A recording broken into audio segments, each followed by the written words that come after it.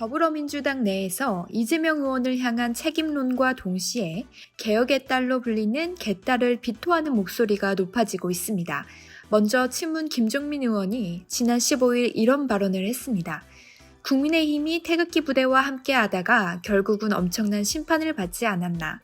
국민의힘은 거기서 그걸 정리해왔다. 국민의힘이 잘한 게 별로 없는데 그런 목소리들과 딱 선을 긋는 그거 하나 잘해서 여기까지 온 것.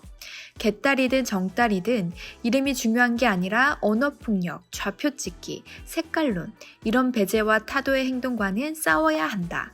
이어 약속이라도 한 듯 당내 의원들이 나서서 팬덤 정치와 결별을 주장하고 나섰습니다. 15일 초 재선 의원 모임인 더미래에 이어 16일 재선 의원들 또한 강경 지지층의 팬덤 행태에 대해 비판 목소리를 냈습니다. 이들이 문제로 삼는 것은 문자폭탄과 언어폭력 등 배타적 팬덤 문화를 말하는데요. 문제는 왜 하필 지금이냐는 것입니다. 민주당 내에서 문자폭탄 문제는 어제 오늘 일이 아닙니다. 지난 2017년 대선을 앞두고 민주당 후보 경선 내에서도 문자폭탄 문제가 거론된 적이 있습니다. 당시 문재인 후보는 문자폭탄을 두고 경쟁을 흥미롭게 만들어주는 양념 같은 것이라고 발언해 논란을 일으킨 바 있습니다. 이후에도 이런 일들은 비일비재했습니다. 그런데 이제 와서 자신들의 지지층들을 격화시키고 문화 자체를 비판하고 나선 이들을 이해하지 못하겠다는 의견이 많습니다. 일각에선 친문 세력이 주도할 때는 문자폭탄을 사실상 방치하더니 이제 개딸이라 불리는 이재명 의원들의 지지자들이 문자폭탄을 활용하자 이제야 문제 삼는 것이 아니냐는 지적이 나오고 있습니다.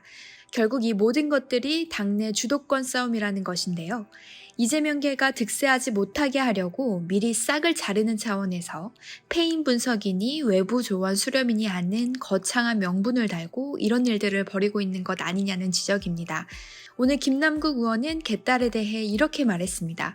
국회의원에게 후원금을 내고 선거운동을 도와줄 땐 필요하니 민주당원이고 나를 지지하지 않고 비판한다고 갑자기 태극기 부대로 둔갑시켜 결별의 대상으로 만드는 것이 아닌지 하는 생각이다. 개딸들은 어려운 선거를 온라인과 거리에서 24시간 누구보다 절박하게 함께 뛰었다. 더 나은 사회를 위해 거리로 나와 촛불을 들고 집회가 끝난 다음에는 거리 청소까지 깨끗하게 하고 간 분들이다. 만약 강성 지지층이 정말 문제라면 정치인이 그들에게 승리할 수 있는 구체적 전략을 제시하고 끈질기게 설득해야 한다. 끌려갈 게 아니라 당당히 마주 앉아 토론하고 해법을 찾아야 한다. 최한우 칼럼니스트는 민주당의 진짜 패인을 이렇게 분석했습니다.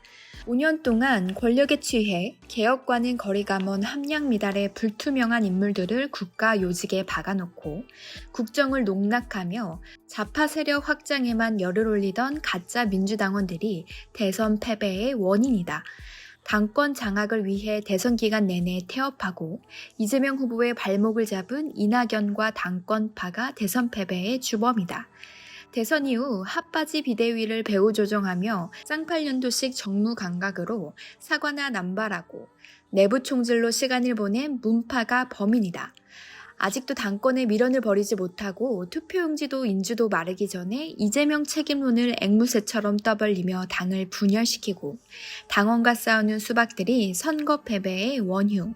민주당은 개딸이 아니라 문파와 결별해야 한다.